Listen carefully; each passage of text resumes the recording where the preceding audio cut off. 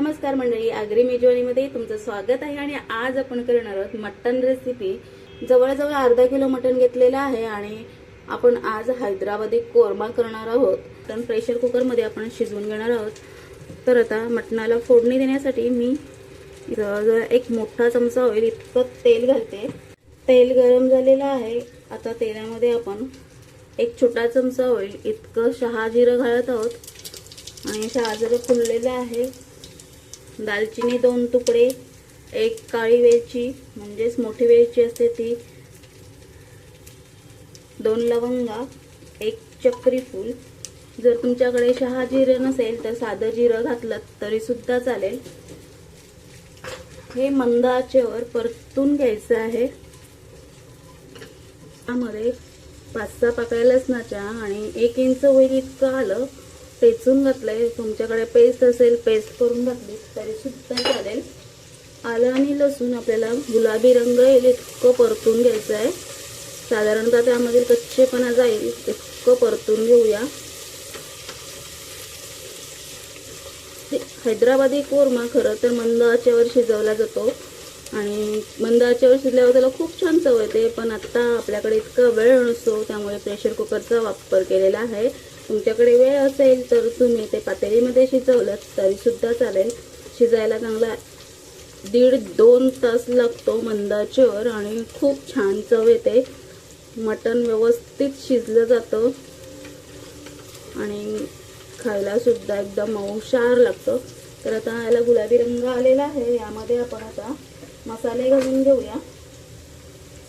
जरी हैदराबादी मटण असलं तरी आपण त्यामध्ये थोडासा आगरी टच असणार आहे, कारण आपण इथे जी मिरची पावडर वापरणार आहोत तर त्याऐवजी मी ते आगरी पद्धतीचं लाल तिखट वापरणार आहे। तर झणझणीत हवे म्हणून मी 2 चमचे घालते, अर्धा चमचा आणि 1 चमचा हळद। हे सुद्धा परतून घेऊया। मस्त खमंग असा सुवास बाहेर पडलेला आहे, कारण गॅस हाय फ्लेमवर आहे। मी आता मंद आचेवर केलाय। आता आपण यामध्ये मटण घालून घेऊया।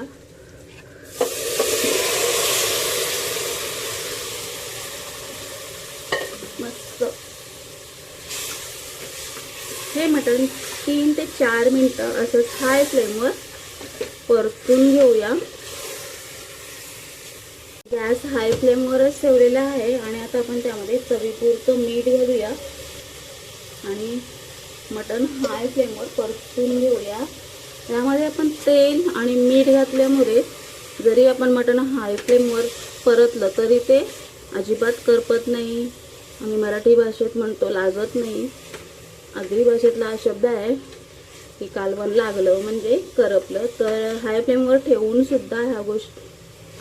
ठेवून सुद्धा मटण अजिबात करपत नाही, कारण तेल आणि मीठ यामुळे थोडंसं पाणी तयार होतं। तर आता 3-4 मिनिटं झालेली आहेत। तर यामध्ये मी थोडंसं कोमट पाणी घालते। साधारणतः अर्ध मटण बुडेल इतकं पाणी घालायचं आहे आणि आता कुकरला झाकण लावून हाय फ्लेमवर 1 शिट्टी घेऊया। हाय फ्लेमवर 1 शिट्टी घेतल्यानंतर पुन्हा 15 मिनिटं मंद आचेवर शिजवून घेऊया।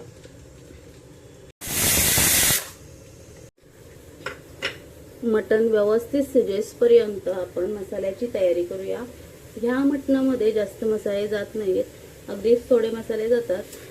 तर मटणाला 1 शिट्टी आलेली आहे। आता मी मटण पुन्हा 15 मिनिटं शिजायला कुकरमध्येच ठेवलेलं आहे। तुम्ही बघू शकताय मंद आचेवर ठेवलेलं आहे। आता ते 15 मिनिटं मी शिजवून घेणार आहे। तर शिजेपर्यंत आपण मसाला तयार करून घेऊया। तर ह्या मटणामध्ये आपण थोडेसे शेंगदाणे घालणार आहोत आणि सोबतच आपण 7-8 बदाम घालूया, काजू, हे सर्व आपण भाजून घेऊया।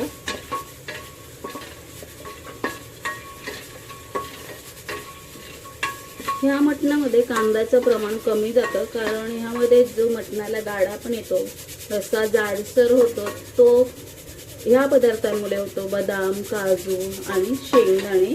जर तुमच्याकडे शेंगदाणे नसेल तर थोडीशी हरभऱ्याची भाजकी डाळ घातली तरी सुद्धा चालेल। शेंगदाण्याला ऑप्शन भाजकी डाळ आहे, व्यवस्थित भाजून घ्यायचे. तर ते शेंगदाणे, बदाम आणि काजू भाजून झालेले आहेत. खसखस घालणार आहोत. खसखस आपण नंतर घातले कारण ती बारीक असते आणि जळून जाऊ नये, करपू नये म्हणून नंतर घातलेली आहे. 1 चमचा मी इथे खसखस घालत आहे. आता ह्यामध्ये तुम्ही जर खोबरं घालणार असाल तर तुम्ही सुकं खोबरं कापून यामध्ये घालून ते सुद्धा रोस्ट करू शकता. तर माझ्याकडे सुकं खोबरं भाजून वाटण आहे, तर ते वाटण मी यामध्ये घालणार आहे. त्याचा मस्त सुवास बाहेर पडलेला आहे. मी गॅस बंद करून घेते. आता आपण या भांड्यामध्ये घालून घेतले. त्यामध्ये आपण 1 मिरची सुद्धा घालूया. ज्यांना झणझणीत आवडते त्यांनी मिरची घातली तर चालेल, ज्यांना नाही झणझणीत आवडत तर त्यांनी मिरची घालू नका.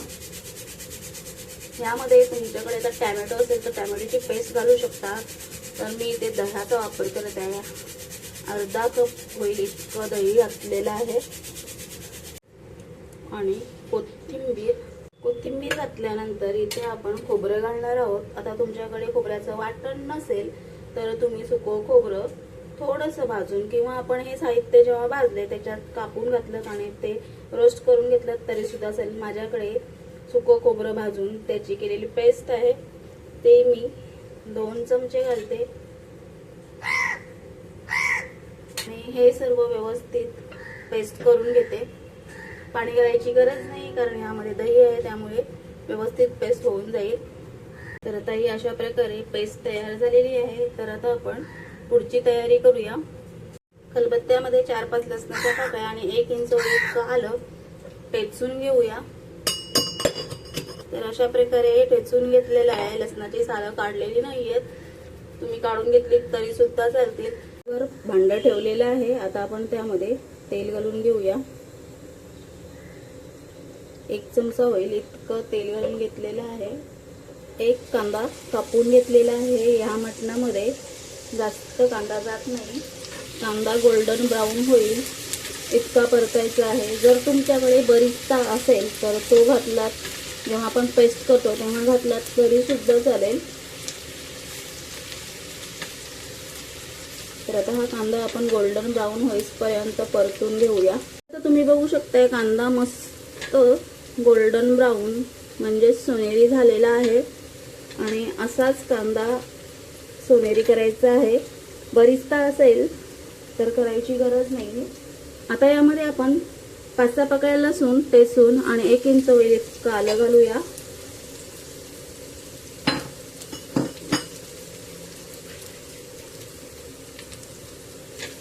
हे सुद्धा परतून घेऊया. गॅस मंद आचेवर केलेला आहे. यामध्ये आता आपण तयार केलेली पेस्ट घालूया आणि ही पेस्ट सुद्धा परतून घेऊया. पेस्टमधले सगळे साहित्य आपण भाजून घेतलेले आहेत, त्यामुळे जास्त वेळ परतायची गरज नाही. जर तुम्ही साहित्य भाजून घेतले नसतील तर ती जास्त वेळ तेल सुटेपर्यंत परतून घ्यावी. आता मिक्सरचं भांडं धुवून ते पाणी देखील यामध्ये घालूया. पेस्ट परतत असताना ती बिलकुल करपून द्यायची नाही. जर करपून दिली तर तुमच्या मटणाला करपण्याचा वास येईल आणि मटणाचा रंग देखील चेंज होऊन जातो. भांडं धुवून पाणी घातल्याने भांड्याचा तळ आहे हा क्लीन झालेला आहे. अजिबात त्याला चिकटलेला नाही मसाला. लगेचच आपण त्यामध्ये मसाले घालून घेऊया. आगरी पद्धतीचं लाल तिखट आपण 2 चमचे स्टार्टिंगलाच वापरलेलं आहे.